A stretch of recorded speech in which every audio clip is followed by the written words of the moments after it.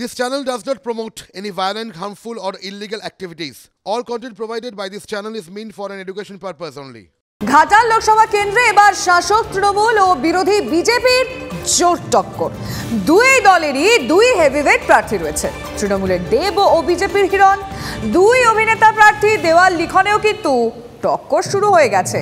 খরার পুরসভার নালা এলাকায় দেব ও হিরণের সমর্থনে দেওয়াল লিখন চলছে পাল্লা দিয়ে। লড়াই ভালোই হবে। স্বাভাবিকভাবে 10 বছর ধরে তো দেব মানুষকে এই করে দেবো সেই করে দেবো বলে জিতে আসছে। তো খড়ের মানুষ হচ্ছে যেহেতু হিরণ ভোটে দাঁড়িয়েছে তাই হিরণকেই বেছে নেবে, বা আমরা সাধারণ মানুষ হিসেবে বলছি হিরণকে একবার চান্স দেওয়া দরকার আছে। টক্কর বলতে যে যেমন কাজ করবে সে তার সেরকম টক্কর আছে, কিন্তু দেবজ যা কাজ করেছে সেটা বুঝে যাচ্ছে। হ্যাঁ, কিন্তু এবার যে পার্টিটা এসছে আমরা তাকে আনার চেষ্টা করছি, সে যদি একটু ভালো কাজ করে আমরা তার জন্য সহযোগিতা করব। কোন পার্টিকে বলছেন? এই ইয়েকে বিজেপি। দেবজ একটা জুয়োর চলল।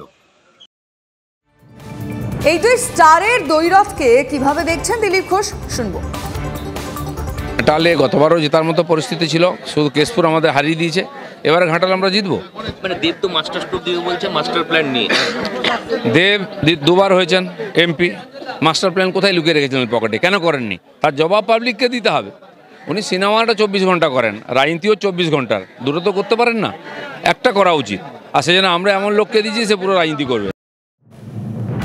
নির্বাচনের নির্ঘণ্ট ঘোষণার আগেই বিজেপি প্রার্থী তালিকা ঘোষণা করে দিয়েছে এবং এই যে প্রথম দফার প্রার্থী তালিকা, সেখানে নাম নেই দিলীপ ঘোষের। সে নিয়ে জল্পনাও শুরু হয়েছে, কিন্তু এই দিলীপ ঘোষ তিনি বলছেন গত কয়েকটি নির্বাচনে দেখা গেছে আগে প্রার্থী ঘোষণা করে দল লাভবান হয়েছে, সে কারণেই এই স্ট্র্যাটেজি। প্রথম দফার প্রার্থী তালিকা ঘোষণা নিয়ে দাবি দিলীপ ঘোষের। বিজেপির ব্যাপারে কোনো সংশয় নাই। পার্টি সব পার্টি যেটা করে ইলেকশন শেষ হলে ঘোষণা হলে তারপরে ঘোষণা হয়। আমাদের পার্টি তাই করতো। গত কয়েকটি বিধানসভা নির্বাচনে একটি নতুন প্রয়োগ করেছে। আগে কিছু সিট ঘোষণা করা হয়েছিল যেগুলো জিততে পারি, তাতে লাভ হয়েছে, সেই জন্য এবারেও সেটাকে প্রয়োগ করে দেখা হচ্ছে, এক্সপেরিমেন্ট চলছে। কালকে সুকান্ত শুভেন্দুর যে মিটিং হলো রুমেলা, হঠাৎ করে সেই 22 মিনিটের মিটিং, সেখানে কি আলোচনা হয়েছে সেই বিষয়ে যেমন চর্চা হয়েছে, কিন্তু সেই বৈঠকের পর যে বিষয়টা হলো তা নিয়েও আরও একবার চর্চা। কারণ বনগাঁ সাংসদ শান্তনু ঠাকুরকে ডেকে নেন প্রধানমন্ত্রী। কেন্দ্রীয় জাহাজ প্রতিমন্ত্রী শান্তনু ঠাকুর মতুয়া সম্প্রদায়ের অন্যতম বড় মুখ। সিএএ মতুয়াদের দীর্ঘদিনের দাবি ছিল লোকসভা ভোটের আগে সংশোধিত নাগরিকত্ব আইন নিয়েই বিজ্ঞপ্তি জারি হতে পারে, এই নিয়ে জল্পনা জোরদার হচ্ছে।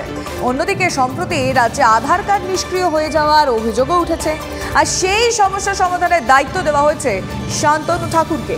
বিজেপির সূত্রে খবর এই সব বিষয়ে প্রধানমন্ত্রীর সঙ্গে কথা হয় শান্তনু ঠাকুরের।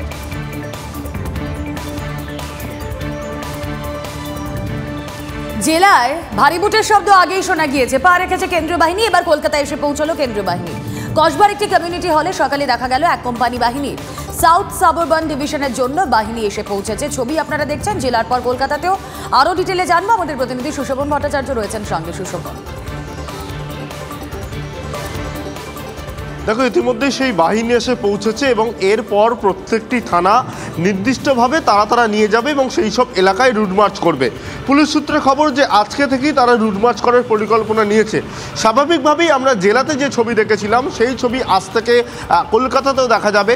অর্থাৎ এই যে বাহিনী তারা কিন্তু একেবারে শহরের বিভিন্ন জায়গায় যাবে, যারা ভোটার তাদের কনফিডেন্স বিল্ড আপের কাজ তারা করবে এবং ইতিমধ্যেই প্রত্যেকটি থানাতেও সেই বাহিনী যাওয়ার যে প্রস্তুতি তা শুরু হয়ে গেছে।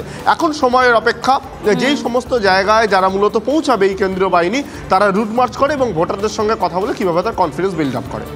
বেশ, আমাদের নজর থাক সুশোভন, আপাতত ধন্যবাদ। এই মুহূর্তে আরও একটি গুরুত্বপূর্ণ খবরে নজর রাখছি আমরা। বাঁশবেড়িয়া গ্যাঞ্জেস জুট মিলে বন্ধ হয়ে গেল কাজ। গতকাল রাত থেকেই শ্রমিক অসন্তোষ, সকালে জুট মিলে এসেও কাজে যোগ দেননি শ্রমিকরা। আশিক ইনসান এই বিষয়ে আমরা তার থেকে আরও ডিটেল জানবো। আশিক, কেন এই অবস্থা? দেখো, তোমাকে জানিয়ে রাখবো যে বাঁশবেড়িয়া গ্যাঞ্জেস জুট মিলে প্রায় 3000 শ্রমিক কাজ করেন। তবে শ্রমিকদের যেটা অভিযোগ যে তাদেরকে বিভিন্ন অন্য ডিপার্টমেন্টের শ্রমিককে এই ডিপার্টমেন্ট থেকে অন্য ডিপার্টমেন্টে সরিয়ে দেওয়া হচ্ছিল এবং তার পাশাপাশি তাদের কাজের উপর কাজের যে বোঝা সেই বোঝা আরো বেশি চাপিয়ে দেওয়া হচ্ছিল এবং তার ফলেই কিন্তু তারা এই আজকে শ্রমিকরা অসন্তোষ প্রকাশ করেন এবং তারা কাজ বন্ধ করে দেয়। বেশ কয়েকটি যে ডিপার্টমেন্ট রয়েছে অর্থাৎ স্পিনিং, পাটঘর, বিমা, ম্যাক্রোল বা ড্রয়িং এই সব বিভাগের কর্মী কিন্তু তারা আজকে কাজ বন্ধ করে দিয়েছেন। প্রায় 3000 শ্রমিক এই জুট মিলে কাজ করে। তবে গত কয়েকদিন আগেই এই বিধায়ক এবং স্থানীয় যারা শ্রমিক নেতা রয়েছেন তাদের সঙ্গে জুট মিল কর্তৃপক্ষের একটি কথা হয় যে আগামী কয়েকদিনের মধ্যেই এই নিয়ে একটি আলোচনা হবে। তবে তার আগেই এই অসন্তোষের জেরে কিন্তু বুঝতে পারলাম, নজর রাখো। ধন্যবাদ।